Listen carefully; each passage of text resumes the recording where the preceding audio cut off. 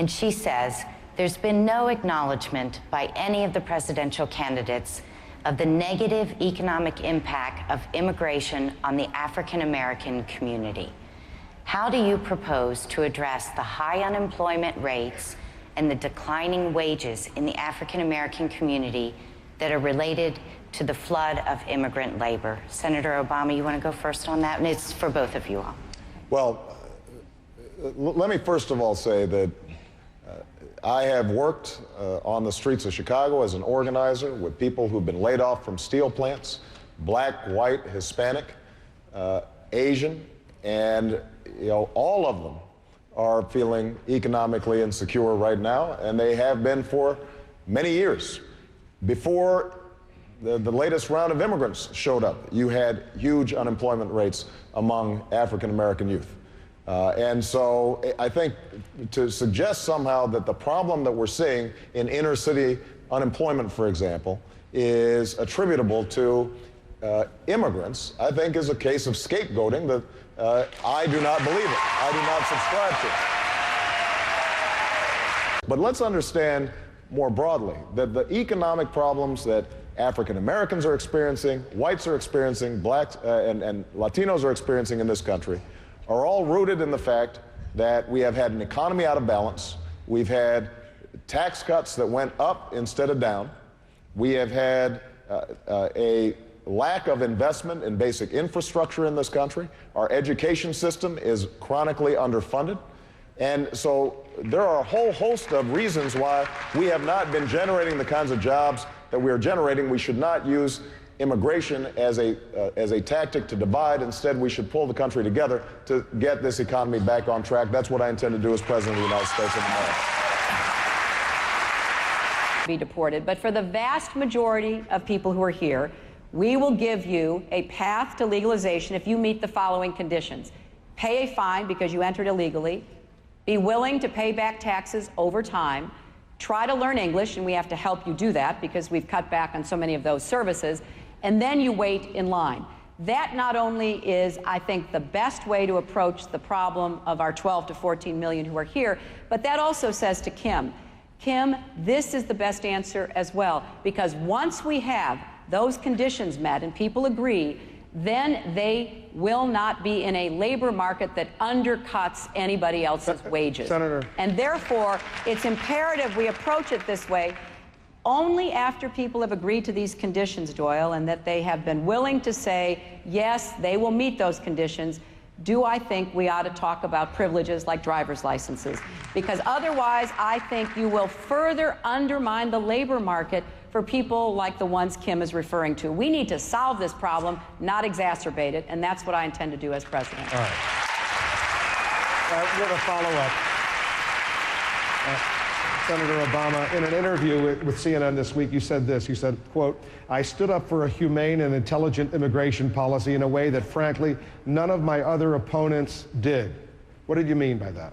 Well, what I meant was that when this issue came up, not driver's license, but comprehensive immigration reform generally, I worked with Ted Kennedy, I worked with Dick Durbin, I worked with John McCain, although he may not admit it now, to move this issue forward aggressively. And it's a hard political issue, let's be honest.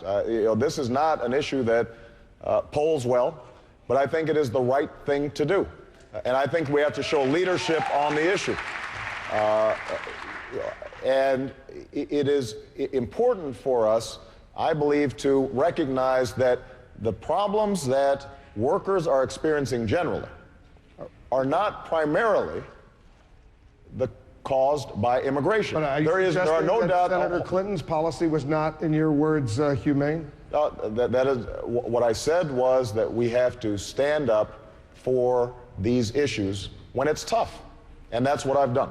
I did it when I was in the state legislature, sponsoring the Illinois version of the DREAM Act, so that children who are brought here through no fault of their own are able to go to college. Because we actually want well-educated kids in our country who are able to succeed and become part of this economy and part of the American dream. Was she lacking on that front? Wolf, you keep on trying to I'm just trying push to on find this out issue. what you mean. There are those who were opposed to this issue, and there have been those who have flipped on the issue and have run away from the issue. This wasn't directed particularly at Senator Clinton, but the fact of the matter is I have stood up consistently on this issue. On the driver's license issue, I don't actually want, I don't believe that we're going to have to deal with this if we have comprehensive immigration reform, because as I said before, people don't come here to drive, they come here to work.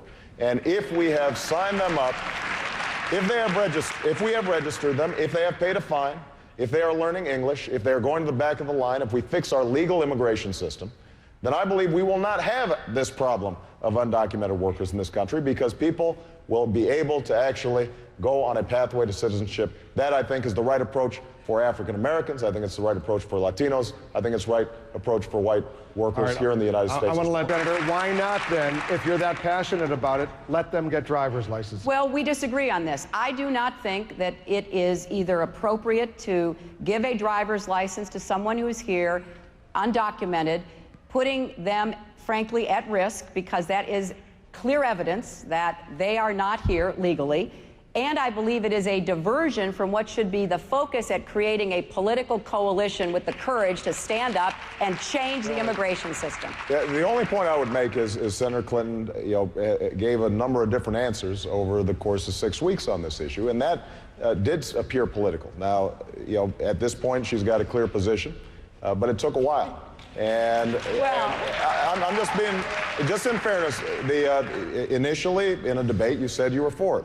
Then you said you were against it. And the only reason I bring that up is to underscore the fact that this is a difficult political issue.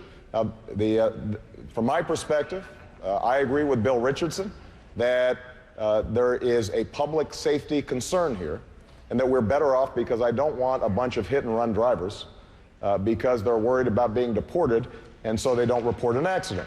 That is a judgment call. But I do think it is important to recognize that this can be tough, and the question is, who is going to tackle this problem and solve it? That was actually the one kind of shocking moment for me in the debate. I thought that Hillary seemed very bad tonight on Iraq, but on that immigration issue, that's the one other time when I made notes. So I looked down at my notes and I said, Hillary says that African Americans should scapegoat Latino immigrants for taking their jobs. She specifically said African American. She referenced a personal interaction with an African American man who had lost his job and believed it was because of Latino immigrants. Barack Obama had said, let's not scapegoat anybody. African Americans were having high unemployment rates before the current wave of immigrants that we know we're talking about here. And Hillary Clinton essentially said, I don't know why we shouldn't scapegoat them. I mean, it wasn't in that blunt of terms, but it was. She was putting the wedge between Latinos and blacks.